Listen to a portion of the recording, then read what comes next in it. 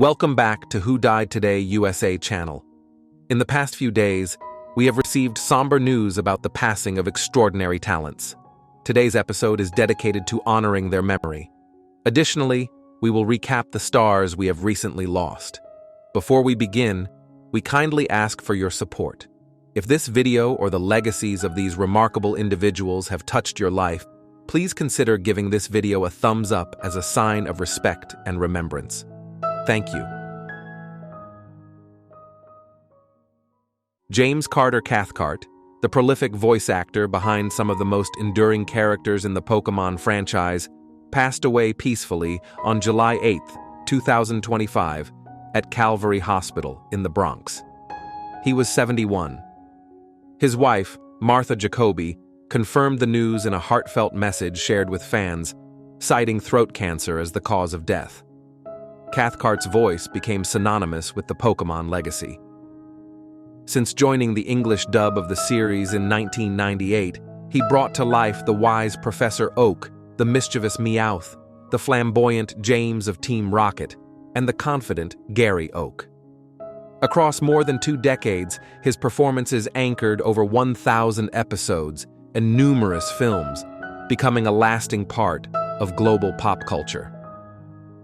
Born on January 4, 1954, in Michigan City, Indiana, Cathcart was classically trained at Interlochen Arts Academy. Though he worked under various pseudonyms, Jimmy Zoppi, Billy Beej, his unique voice and emotional range stood out. Behind the microphone, he was not only a skilled actor, but also a devoted artist who saw voice acting as giving joy through sound, as he once reflected in a 2017 interview.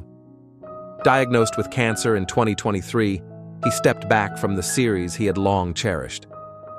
He never lost his spirit, wrote Erica Schroeder, a fellow Pokémon voice actor. He worked through pain, fueled by the love from fans who had grown up with his voice. Colleagues described him as kind-hearted and profoundly generous. Michelle Knotts, his longtime co-star, remembered their late-night chats during the pandemic, sharing uncertainties and laughter in equal measure. He was more than a partner. He was family, she wrote. Cathcart is survived by his wife Martha and his children Nicole, Stephanie, Mackenzie, and Carter.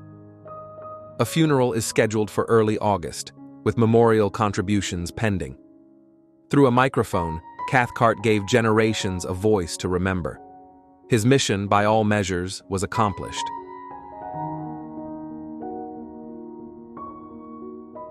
Ted Cordes, a pivotal figure in the evolution of broadcast standards at NBC, passed away on July 6, 2025, at Cedars-Sinai Medical Center in Los Angeles due to complications from Alzheimer's disease. He was 87. His husband, William J. Darby, confirmed the news. For over 35 years, Cordes helped shape the boundaries of what could be said and shown on American television. As Vice President of Broadcast Standards on the West Coast, he oversaw iconic programs including The Tonight Show, starring Johnny Carson, The Tomorrow Show, Law & Order, and the animated Star Trek series. His legacy was one of balance, upholding network values while fiercely protecting creative expression. Despite being seen as a censor, Cordes rejected the stereotype. "Nobody believes more in free expression than I do," he once said. Rather than shutting down ideas, he saw himself as a collaborator. In one telling moment when Carson pushed for a joke deemed too risque, Cordes didn't cite policy, he appealed to instinct. "It's not going to be funny to some guy in Arkansas," he said. Carson agreed. "He's right. Take it out." Cordes's path to influence was humble. Starting in 1963 as a page answering fan mail for Bonanza, he worked his way up, guided by integrity and humor. His favorite show to oversee, he often said, was The Tomorrow Show. From nudist colonies to prison interviews, he supported boundary-pushing stories while ensuring they remained accessible to broad audiences. Behind the scenes, Cordes was known for compassion. Former colleague Lynn Dowling recalled him weeping before laying off a staff member. "He was more than a manager. He carried the weight of every decision," she said. Cordes is survived by his husband William, sister Dorothy, and nephews Scott and William. Though his name was rarely in the spotlight, his presence shaped the very conversations that defined generations of television.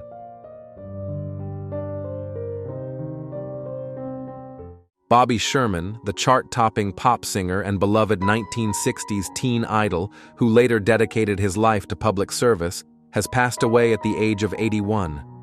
His wife, Brigitte Poublon, confirmed his passing on June 24, 2025, following his battle with stage 4 cancer. Born in 1943 in Santa Monica, California, Sherman rose to international fame during the late 1960s with his wholesome image, signature shaggy hairstyle, and heartfelt pop songs. His early break came after an impromptu performance at a Hollywood party in 1964, which led to a role on ABC's Shindig and launched his music and television career.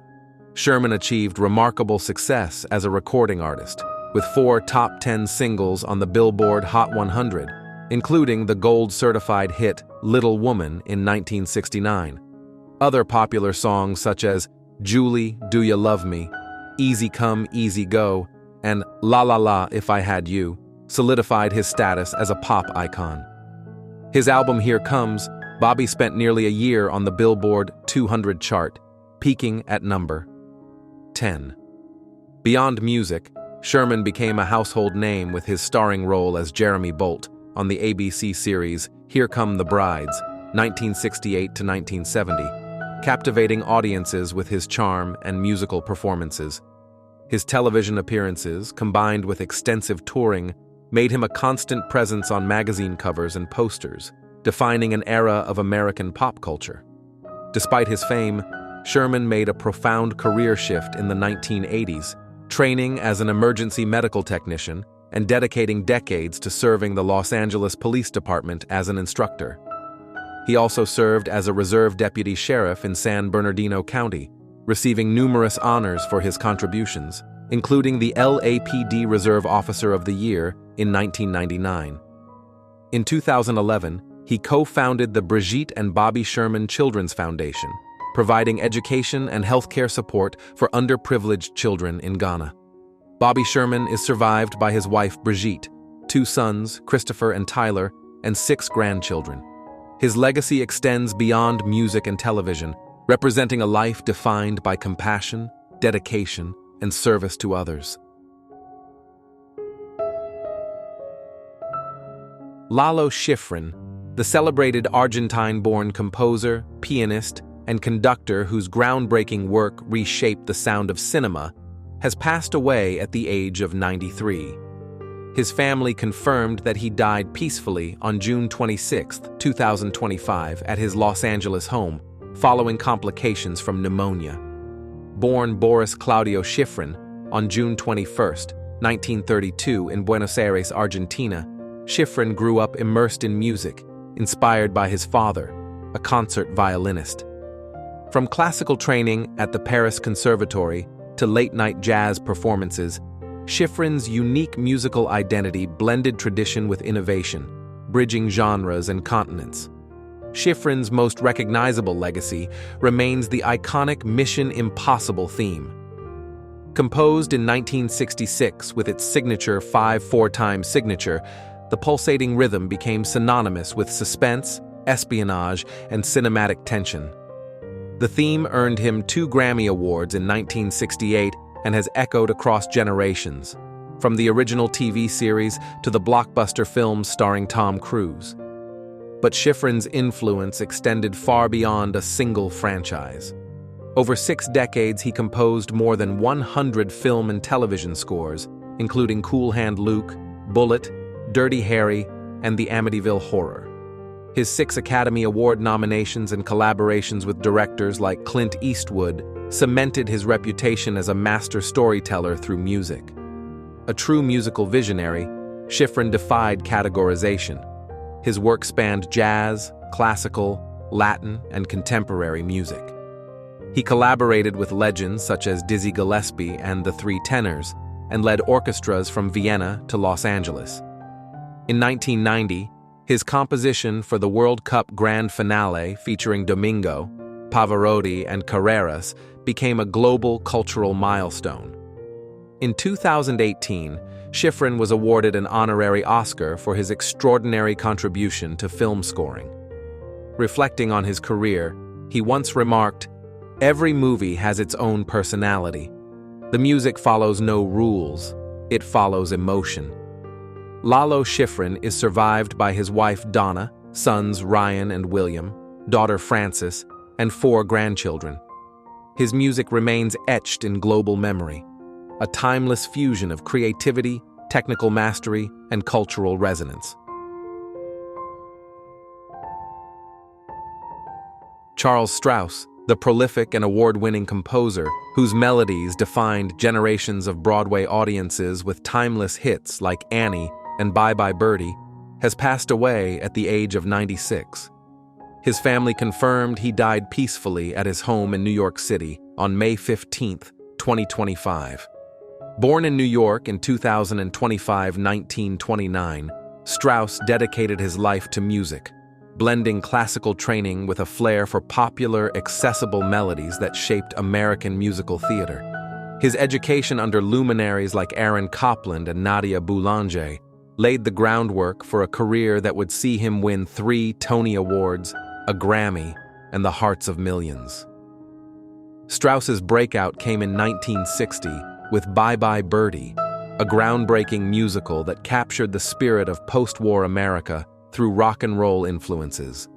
Its enduring anthem, Put on a Happy Face, became synonymous with Broadway optimism and launched Strouse as a major creative force. Yet, it was Annie, 1977, that solidified his place in cultural history. Featuring unforgettable songs like Tomorrow and It's the Hard Knock Life, Annie ran for over 2,300 performances on Broadway, inspiring numerous revivals, film adaptations, and even hip-hop reinterpretations. Its hopeful message, born during an era of economic hardship, continues to resonate today. Beyond Broadway, Strouse demonstrated remarkable versatility. His compositions extended to film, Bonnie and Clyde, The Night They Raided Minsky's, television, all in the family's iconic theme, Those Were the Days, and even unexpected collaborations. His music found new life sampled in works by artists like Jay-Z and Lucas Graham, bridging generations and genres. Despite some lesser-known works and critical setbacks, Strouse remained a tireless advocate for theater, mentoring young artists and championing the next wave of musical innovation well into his 90s. His dedication to craft, coupled with his approachable, melodic style, earned him a reputation as Broadway's master of memorable tunes. Charles Strouse is survived by his 4 children. His legacy endures in the countless stages, classrooms, and living rooms where his songs continue to uplift and inspire. Harris Yulin, the veteran stage and screen actor, known for his commanding presence in films such as Scarface and Clear and Present Danger, as well as television hits including Ozark and Frasier, has died at the age of 87. His family confirmed that he passed away on June 10, 2025, in New York City, following cardiac arrest. Born in Los Angeles in 1937, Yulin's career spanned more than 6 decades, encompassing over 100 credits in film, television, and theater. His distinctive ability to embody complex, authoritative, and often morally ambiguous characters earned him critical respect and industry admiration. Yulin first garnered widespread attention for his role in Brian De Palma's Scarface, 1983, followed by notable performances in Ghostbusters 2, 1889, Training Day, 2001, and Rush Hour 2, 2001. His versatility extended to political thrillers such as Clear and Present Danger, 1994, and legal dramas like The Hurricane, 1999. On television, Yulin received a Primetime Emmy nomination in 1996 for his guest role in Frasier, and later appeared in acclaimed series including Ozark, The X-Files, Star Trek, Deep Space Nine, Billions, and In Just Like That. His work in Ozark earned him a Screen Actors Guild nomination as part of the ensemble cast. A respected figure in the theater community, Yulin's Broadway credits included Watch on the Rhine, 1980, The Diary of Anne Frank, 1998, The Price, 2000, and Hedda Gabler, 2001, earning multiple Drama Desk nominations. Beyond acting, he was an accomplished director, receiving a Lucille Lortel Award for his production of The Trip to Bountiful. At the time of his passing, Yulin was preparing to star in American Classic, an upcoming MGM Plus series alongside Kevin Kline and Laura Linney, directed by Michael Hoffman. Hoffman described him as one of the greatest artists I have ever encountered, praising his technical mastery and unwavering dedication to the craft. Yulin is survived by his wife, Kristen Lohman, family members, and godchildren. His legacy remains embedded in the rich tradition of American theater and cinema, marked by unforgettable performances and enduring artistry.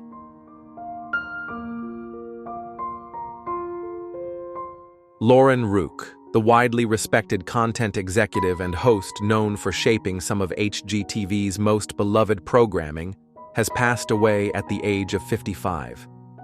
He died on June 12, 2025, following a courageous battle with acute myeloid leukemia. Throughout a distinguished 3-decade career, Ruch was instrumental in redefining lifestyle entertainment on television. As head of content for HGTV, he played a pivotal role in launching and overseeing popular shows such as Celebrity IOU, A Very Brady Renovation, Property Brothers, Forever Home, My Lottery Dream Home, and Extreme Makeover Home Edition. He also served as the host of HGTV House Party, where his enthusiasm and warmth made him a familiar face to millions of viewers. Before joining HGTV, Ruch built a remarkable career across various networks under the Warner Bros. Discovery umbrella, including Food Network, Travel Channel, DIY Network, and Cooking Channel. His work in television began in daytime talk and game shows, with credits on Home and Family, Love Connection, Family Feud, and Good Day LA, where he earned 5 Emmy Awards. Beyond his professional success, Ruch was deeply committed to community causes. As a board member of the nonprofit Live Out Loud, he championed LGBTQ+ youth, providing mentorship, resources, and visibility for those navigating their identities. His personal story of resilience and acceptance, which he shared with students at his former high school, inspired countless young people to embrace who they are. Colleagues remember Ruch not only for his creative vision, but for his exceptional kindness and leadership. Channing Dungji, chair of Warner Bros. Discovery, paid tribute, stating, "Loren built more than hit shows. He built teams that became families. His integrity, compassion, and ability to lift others defined his legacy far beyond the screen." Loren Ruch is survived by his husband, David Salas, his parents, Dolly Norris and Larry Ruch, and his brother, Jeffrey Ruch. His legacy endures in the lasting impact of his shows, his advocacy, and the countless lives he touched through his work and humanity. Beej Chaney, the charismatic guitarist and co-founder of influential punk rock band The Suburbs, has passed away at the age of 67. According to reports, Chaney, born Blaine John Chaney, drowned while swimming in the Pacific Ocean near his Southern California home on January 5, 2025. A defining figure in the Minneapolis music scene of the late 1970s and 1980s, Chaney helped shape the Suburbs' distinctive sound, a fusion of punk energy, new wave innovation, and Midwestern spirit. On stage, his performances were legendary for their raw intensity and theatricality. Whether tearing across the stage shirtless or hanging from the rafters, Chaney embodied the rebellious ethos of the era. Formed in 1977 with vocalist and keyboardist Chan Poling, drummer Hugo Clares, guitarist Bruce Allen, and bassist Michael Halliday, The Suburbs became one of Minneapolis's most beloved bands, earning national attention with hits like Love is the Law. Their music, marked by bold experimentation and unfiltered passion, captured the spirit of a generation. Chaney parted ways with the band after their 1987 breakup, but briefly rejoined for the 2013 comeback album, Si Sauvage. Despite leaving the group shortly after, he remained connected to the Minneapolis music community, often attending concerts and reunions, including the 40th anniversary of Prince's Purple Rain in 2024. In recent years, Chaney collaborated with musician Robbie V on what would become his final project, a rockabilly meets punk album titled Shake It All Up. The album, reflecting both Chaney's enduring creative spark and his personal resurgence, was set for release this year but has been postponed following his passing. Friends and fellow musicians remember Chaney not only for his electrifying stage presence, but for his deep loyalty and compassion off-stage. To share a stage with him was an honor, said singer Janie Winterbauer. No matter the years or the distance, Beej was always part of the Suburbs family. Beej Chaney leaves behind a legacy defined by fearless artistry, musical innovation, and unwavering commitment to his craft. Diane Langton, the celebrated British actress and singer renowned for her dynamic performances on both stage and screen, has passed away at the age of 77. She died on January 15, 2025, after a prolonged battle with kidney disease.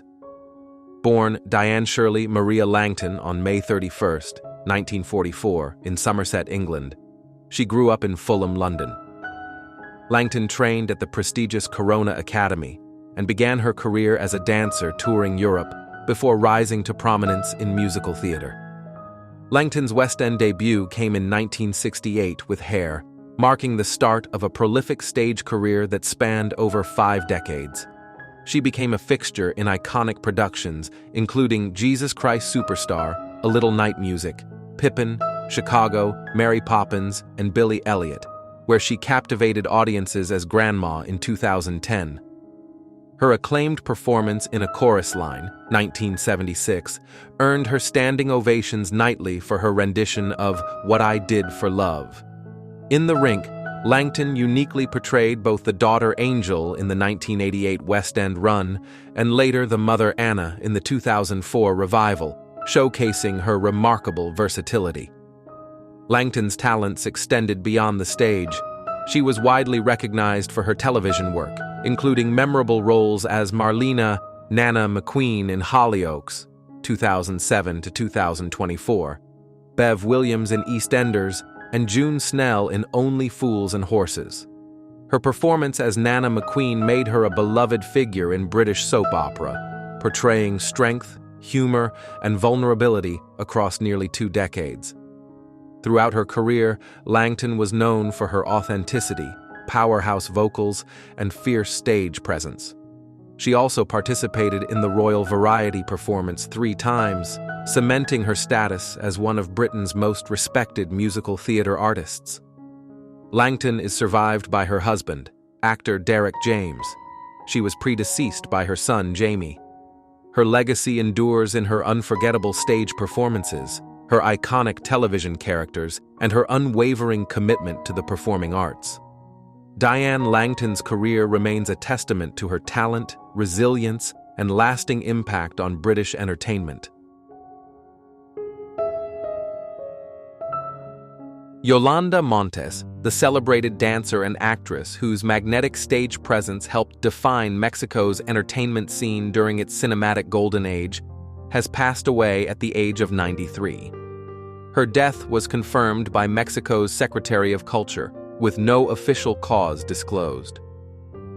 Born Yolanda Yvonne Montes Farrington on January 3, 1932, in Spokane, Washington, Yolanda Montes's life in the spotlight began as a teenager performing in San Francisco nightclubs. Her passion for dance soon took her to Mexico, where she became a cultural sensation renowned for her distinctive beauty, commanding stage persona, and sensual performances. Drawing inspiration from African and Tahitian dance traditions, Yolanda Montes developed a unique style that captivated audiences across Mexico. Her striking image, characterized by her trademark tuft of white hair, piercing eyes that changed color, and statuesque presence, quickly became synonymous with glamour and provocation. In 1948, she made her film debut in Nocturno de Amor and La Mujer del Otro, earning widespread recognition later that year with Han Matado, a Tongolele, a musical crime drama that cemented her status as an entertainment icon. Throughout the 1950s, she starred in numerous films, including The King of the Neighborhood, 1950, and Mátenme porque me muero, 1951. Despite facing criticism for her provocative wardrobe and performances, most notably from Mexico's Legion of Decency, Yolanda Montes's bold artistic expression challenged societal norms and contributed to reshaping perceptions of women in entertainment. Her career endured across decades, with memorable roles in The Panther Women, 1967, Isle of the Snake People, 1971, and a return to the screen in the telenovela Salome, 2002, portraying Yolanda, a cabaret owner, a fitting tribute to her own beginnings. In 2012, Yolanda Montes received the prestigious Agustín Lara Award, honoring her remarkable 65-year contribution to the arts. Yolanda Montes's legacy transcends performance. She remains an enduring symbol of artistic freedom, cultural fusion, and timeless elegance. Her influence on Mexican cinema, dance, and popular culture continues to inspire generations.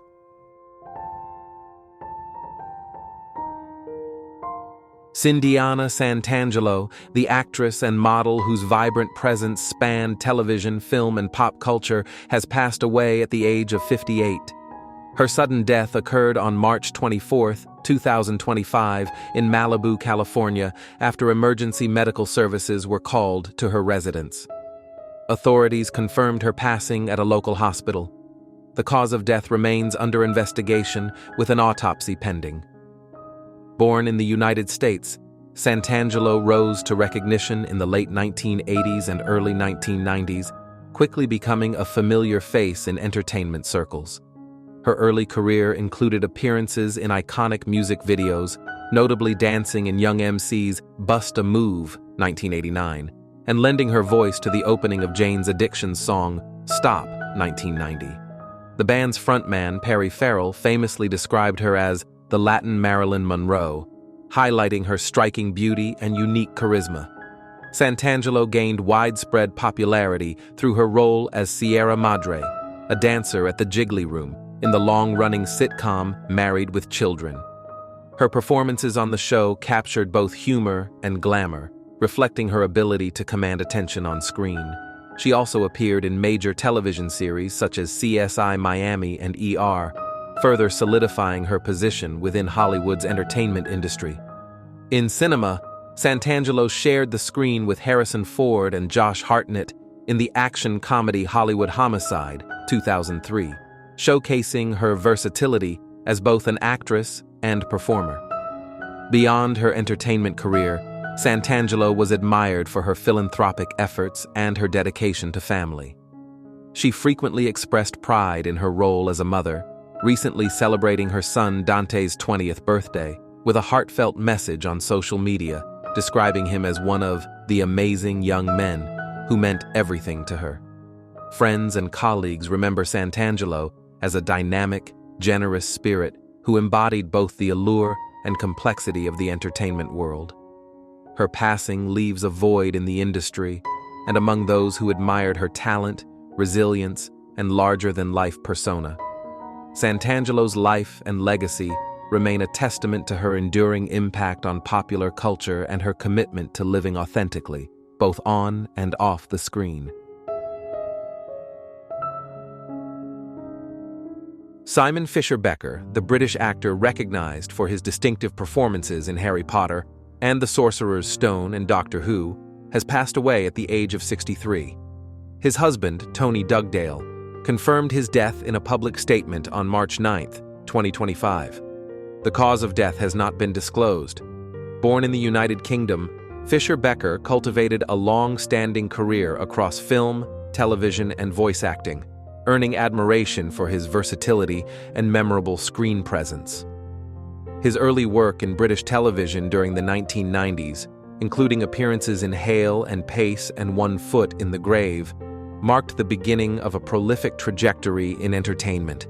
He achieved international recognition with his portrayal of the Fat Friar, the cheerful ghost of Hufflepuff House, in the first installment of the globally acclaimed Harry Potter film franchise. His role in Doctor Who as Dorian Maldovar, a black market dealer entangled in the Doctor's universe, further solidified his status as a fan favorite among science fiction enthusiasts. Fisher-Becker's portrayal of Dorian appeared across several key episodes from 2010 to 2011, and he continued voicing the character in subsequent spin-offs. Beyond screen acting, Fisher-Becker was a regular on the global fan convention circuit, where his humor, storytelling ability, and approachable nature endeared him to audiences. His later credits included roles in the ensemble of Les Miserables, 2012, appearances in BBC's Puppy Love, Doctors, and a recurring role in the UK crime series Waterside as Dante Harper. As a voice actor, Fisher-Becker lent his talents to numerous projects, including Sherlock Holmes radio adaptations and the acclaimed audio series Jenny, the Doctor's Daughter, 2024, which marked his final credited performance. Widely regarded for his warmth and generosity, Fisher-Becker spoke often about the support he received from colleagues, emphasizing collaboration as a cornerstone of his success. His manager, Kim Barry, described him as a writer, a raconteur, and a great public speaker, known for his kindness and grace. Fisher-Becker leaves behind a legacy of dynamic character work, memorable performances, and lasting impact on the science fiction and fantasy community. He is survived by his husband, extended family, and devoted fans worldwide.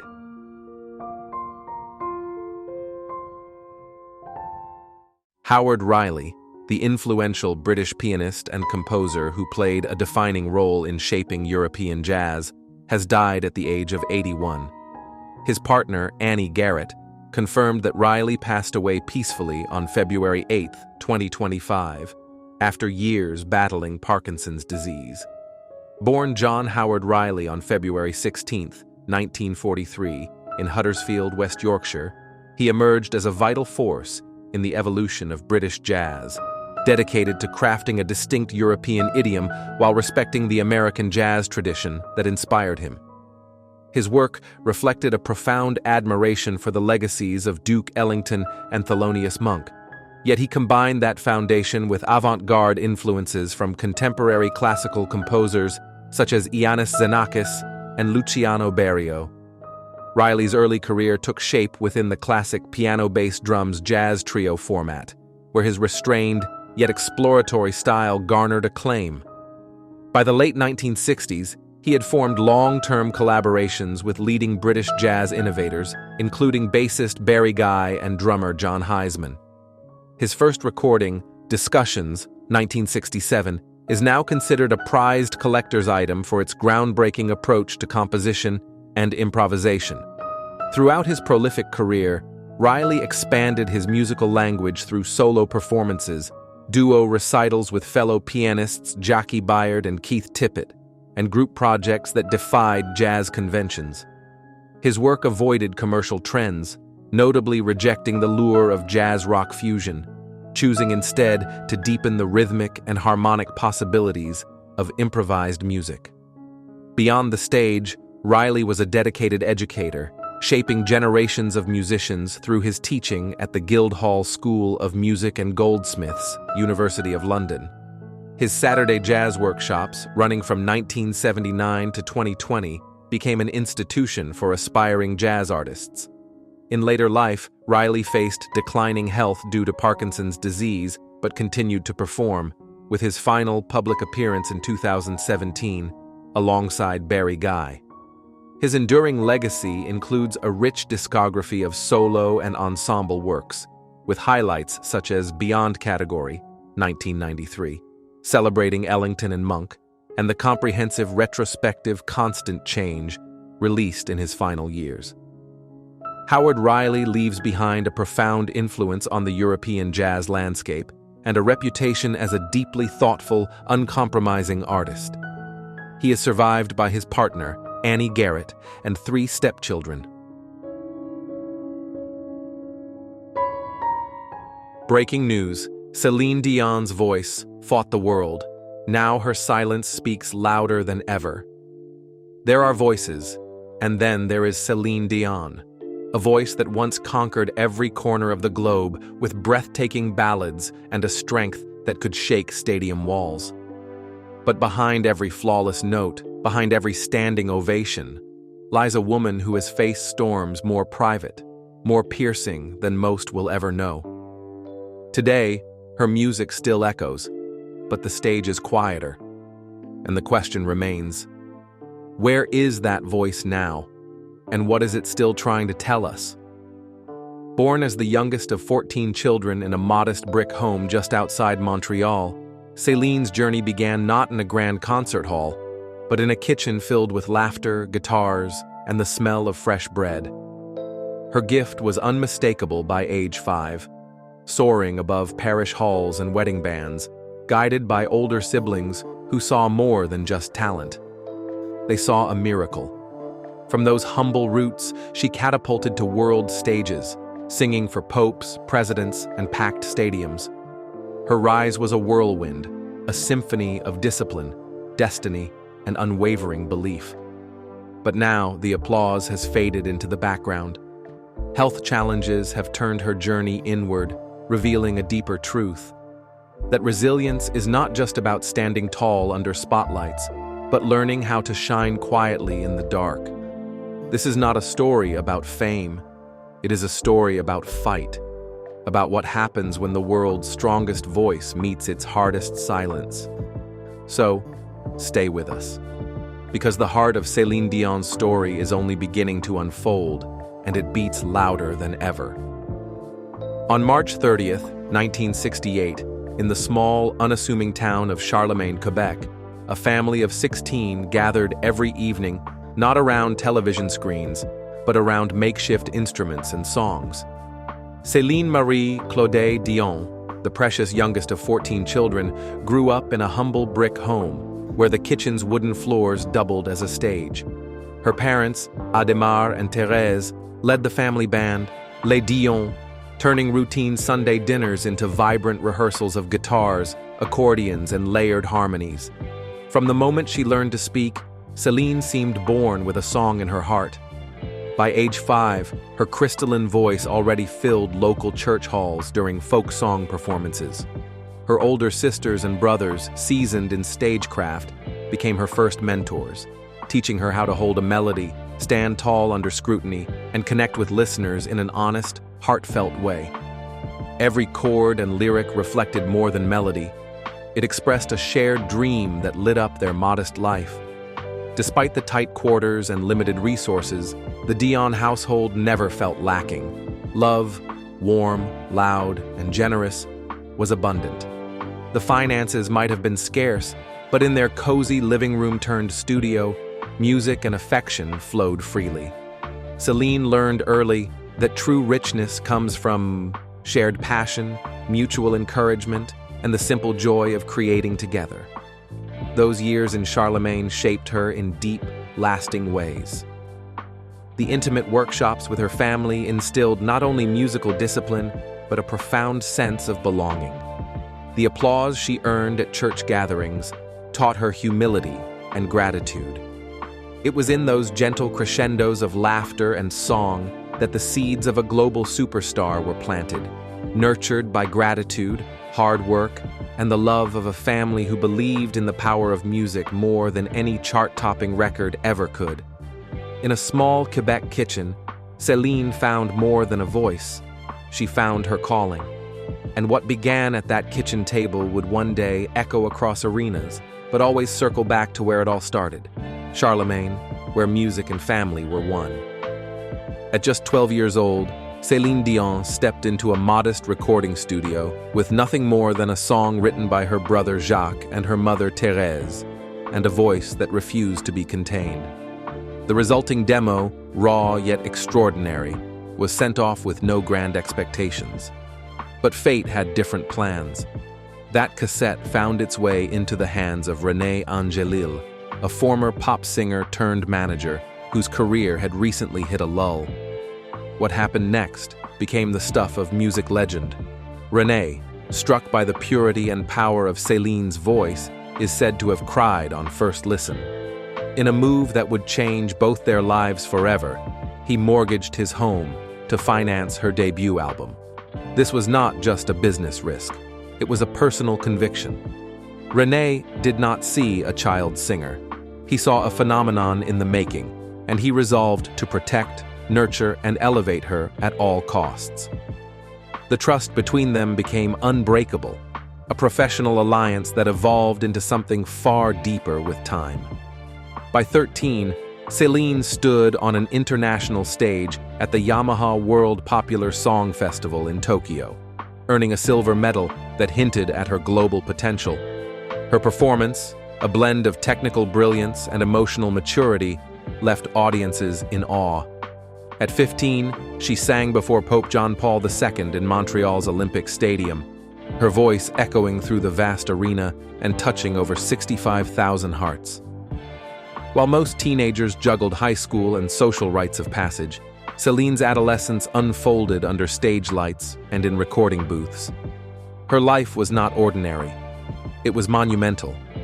Every note she sang in those formative years built the foundation for a career that would redefine modern pop. The demo, born in a humble family home, had become the first chapter in a story destined for greatness. At 17, Céline Dion faced an intimidating challenge, stepping beyond her francophone roots to embrace the English-speaking world. It was a leap of both language and identity. With René Angélil by her side, she relocated to Los Angeles, immersing herself in the rhythms and sounds of American pop. Days were filled with English lessons, diction coaching, and hours of listening to icons like Whitney Houston and Michael Jackson. She studied phrasing like a surgeon, cutting and shaping each vowel until her voice glided through a second language as naturally as her first. This was not mimicry, it was transformation. Her efforts culminated in the release of her first English-language album, Unison, 1990. The album's lead single, Where Does My Heart Beat Now?, climbed the US charts, announcing Céline to the world not as a newcomer, but as a fully formed artist ready for the global stage. Her mastery of English was not just linguistic, it was musical, cultural, and deeply intentional. René, who became her husband in 1994, remained central to this evolution. Their partnership was more than romantic. It was visionary. René shielded Céline from the chaos of fame, strategized every move, and believed in her limitless potential even when the world had yet to catch up. In 1997, Céline Dion's voice became part of cinematic history. My Heart Will Go On, written for James Cameron's Titanic, was almost left on the cutting room floor. But once recorded, it became undeniable. Her delivery, delicate yet commanding, elevated the song into a global phenomenon. It soared to the top of charts in more than 20 countries, won the Academy Award for Best Original Song, and turned stadium crowds into choirs of shared emotion. The accompanying album, Let's Talk About Love, revealed her range through duets with legends Luciano Pavarotti, Andrea Bocelli, the Beej. Céline was no longer just a pop singer, she was a bridge across languages, genres, and generations. With each performance, she did more than sing, she connected. Her voice became a vessel for human feeling, anchoring memories for millions and transcending borders in the most universal language of all, song. By 2003, Céline Dion had already conquered the world stages, but it was in the Nevada desert that she would revolutionize live performance. Her Las Vegas residency, A New Day, was more than a show. It was an artistic statement. Teaming up with Franco Dragone, famed for his work with Cirque du Soleil, Céline fused her signature ballads with visual spectacle, narrative drama, and theatrical finesse. The Colosseum at Caesar's Palace became her musical sanctuary. Night after night, her voice soared through the customized amphitheater, touching thousands. But it wasn't just about sound. It was about sensation. The blend of immersive set design, cutting-edge lighting, and raw vocal artistry turned every show into a transcendent experience. What began as a commercial risk transformed the very definition of a Vegas residency. Over 5 years and more than 700 performances, A New Day grossed over $385 million, attracting fans from every continent and elevating the concept of a residency into a gold standard for A-list performers. Away from the limelight, Céline's most profound performances were often unseen. Her journey into motherhood was marked by quiet resilience. After facing the heartbreak of a pregnancy loss, she found joy in 2001 with the birth of her first son, René Charles. Nearly a decade later, in 2010, she welcomed twin boys, Nelson and Eddie, moments that reshaped her world far beyond stages and sound checks. Behind the glamour, she endured hormone treatments, long periods of rest, and emotional trials that tested even her immense will. Yet she spoke of motherhood not as a retreat from her career, but as its foundation. Her children became her source of clarity, redefining success as something measured not in chart positions but in bedtime stories, laughter, and love unburdened by fame. Through every ovation and every nursery night, Céline held two worlds in balance: global icon and devoted mother, each role deepening her humanity and grace. Behind every soaring note and breathless crescendo lies a story seldom told, one of sacrifice, resilience, and sheer physical strain. By the late 1990s, Céline Dion's touring schedule had become relentless. Nights melted into mornings, and stadium lights that once thrilled her began to feel blinding. The weight of her world-class voice started to show, morning vibrations in her throat, voice fatigue after performances, and the subtle tremor of vocal nodules emerging. In a testament to her discipline, Céline chose not to push forward, but to step back. She retreated to the calm shores of Lake Las Vegas, where her husband and manager, René, became her anchor. There, surrounded by silence and the gentle slosh of water, she embarked on a journey of vocal restoration. Daily vocal exercises replaced show-stopping power with warm, controlled tones. She swapped high-impact choreography for gentle movement and embraced rest with the same fervor she once brought to center stage. This period of quiet reinvention carried more weight than any curtain call. She confronted vulnerability head-on, something that fans rarely glimpsed beneath her confident exterior. It was in those days of recalibration that she redefined what vocal strength truly meant. Not the ability to belt out high notes indefinitely, but to honor the voice as a living, delicate instrument. And as she returned to the studio, her voice emerged reawakened, stronger, more expressive, and capable of touching hearts in ways unimagined. In 2022, news rippled through the world. Céline Dion had been diagnosed with stiff person syndrome, an exceptionally rare neurological condition marked by stiffness, spasms, and deeply unsettling physical limitations. For someone whose identity is inextricably tied to her voice and stage movement, the diagnosis felt seismic. Yet, in her hallmark manner, she met this challenge head-on, with openness, courage, and grace. She invited her global audience into her life, not just through press releases, but through small windows of daily resilience. Fans learned about her bone-deep stiffness, the tremors that disrupted everyday routines, and her slow, patient relearning of basic movements. Even the simple act of stepping onto a stage carried new layers of complexity and triumph. Her approach blends discipline and self-compassion. Morning stretches replace vocal warm-ups. Hydration has become a ritual, a promise to her body. Mindful breathing replaces adrenaline rushes. And though the road to recovery can be unpredictable, her transparency has been nothing short of revolutionary. She transformed what might have remained hidden behind closed doors into a beacon of human honesty. Celine's journey is neither heroic in spectacle nor in dramatized suffering. Instead, it lives in quiet perseverance, a deliberate exercise routine, a breath held in calm focus, a smile shared despite physical hardship. Her openness does more than inspire. It reshapes our understanding of strength. When she sings again, shoulder relaxed, vocal tones steady, heart ablaze, she will stand not just as the voice of a generation, but as a symbol of the enduring human spirit. In the quiet hours before dawn, Celine Dion's Las Vegas home comes to life not with fanfare, but with intention. Her day begins with slow, mindful stretches, movements guided not by the clock, but by how her body feels. Each breath is measured, each gesture deliberate, as she honors the tempo her health now requires. Gone are the whirlwind schedules and global flights. In their place, Celine has created a sanctuary of rhythm and balance. Family is at the heart of this reinvention. Her sons, René Charles, and the twins, Nelson and Eddie, infuse the home with life and laughter.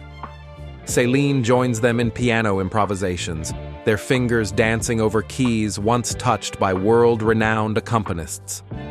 In quieter moments, she coaches hockey drills from the sidelines, offering encouragement not as a celebrity, but as a mother fully present. While arena-sized performances remain on pause, her artistry finds new forms. In her home studio, dimly lit by warm tones and intimate acoustics, Celine now records with softness and restraint. Her upcoming EP is a tapestry of reflection. Piano melodies whisper beneath cinematic strings, while her voice, gentler, deeper, shaped by lived experience, invites listeners into her inner world. These are not just songs, they are diary entries, steeped in vulnerability and clarity. Celine Dion's legacy has long surpassed the stage. With over 250 million records sold, she is one of the best-selling artists in history. But her truest impact is etched not in sales, but in service. Her foundation channels proceeds into rare disease research, funding scientific breakthroughs that could change countless lives. She champions scholarships for speech-language pathology students, recognizing the therapists who now play vital roles in her own journey. Beyond healthcare, Celine uplifts emerging artists, especially those from underrepresented communities. Through mentorship and grants, she offers both inspiration and opportunity, proving that stardom need not be exclusive. Her story is now reaching new audiences through the anticipated documentary I Am Celine. Directed with warmth and honesty, it explores her full spectrum, from rehearsals and rehabilitation to Sunday pancakes and laughter with her sons. This is no farewell tour. It is a portrait of adaptation, agency, and authenticity. Celine Dion continues to teach us not only how to sing, but how to live with grace, openness, and unwavering heart. Though her physical stage may have dimmed, Celine Dion's voice continues to radiate through the lives of millions. On social media, she is not a diva behind glamorized filters, but a guide, a friend, a symbol of transparency. Her Instagram feed blends radiant simplicity with vulnerable truth. She shares healthy recipes passed down from her mother, glimpses into physical therapy sessions, and moments of laughter with her sons. Posts tagged with "one day at a time" resonate deeply, especially among those navigating chronic illness. Fans reply not just with admiration, but with shared stories of healing, of hope, and of feeling seen. Her openness has redefined celebrity presence in the digital age, not curated perfection, but daily courage. In tender online duets, Celine sings softly alongside fans who cover her songs, creating real-time harmonies that span continents. It is a reminder, her gift is not confined to stadiums, but lives in community. As Celine continues her health journey, engineers and designers in Las Vegas are quietly constructing a stage worthy of her return, a space shaped by compassion and creativity. The vision includes hydraulic floors to ease joint pressure, climate-controlled environments to reduce muscle rigidity, and ambient lighting that follows her natural rhythm. These features are not concessions. They are innovations that signal a new frontier in performance accessibility. Industry insiders anticipate that her return, if and when it happens, will not simply be a concert, but a landmark moment in entertainment history. It could redefine how live shows are experienced, especially for performers facing physical limitations. Celine's future is not built on replication of past glories, but on evolution. Thoughtful, inclusive, and visionary. As she once sang, "The heart does go on, and so does the will to create, connect, and illuminate through art." Celine Dion's story is far more than the chronicles of chart-topping singles, Grammy trophies, or arena tours that shook the ground beneath her soaring soprano. It is the unfolding of a woman whose voice has become synonymous not just with musical excellence, but with courage, reinvention, and unwavering love. She began in a crowded home in Charlemagne, where bread and harmonies rose together each morning. That girl, once standing on a chair to reach the microphone, now stands for something even greater. She stands for all who have felt their bodies shift beneath them, who have heard a doctor's diagnosis echo louder than applause. For Celine, adversity never became a full stop. It became a bridge to new purpose. Today, her melodies are quieter, more reflective, but no less powerful. Her voice, shaped now by mindful effort rather than raw force, carries truths that only lived experience can teach. She sings not only to entertain, but to connect. Each breath, each note, each pause becomes a message that beauty lives in perseverance, that artistry does not expire with limitation, and that a life fully lived often moves beyond the spotlight. She has redefined what resilience sounds like. Not thunderous, but thoughtful. Not showy, but soul-deep. Her work to elevate awareness for rare diseases, her authentic presence online, and her steadfast devotion to family have etched a legacy not just in music, but in meaning. Celine's story teaches us that when strength meets melody, what emerges is not a comeback, it is a continuation. As we reflect on her ongoing journey, let us remember, sometimes the greatest songs are not those that climb the charts, but those that climb inside us, that remind us to breathe, to believe, to begin again. Celine Dion may rest her microphone at times, but her song, a song of humanity, healing, and hope, will never fall silent. Thank you for walking with us through this remarkable portrait of grace in motion. Let her voice, past and present, be your reminder. You are never voiceless when you live with heart.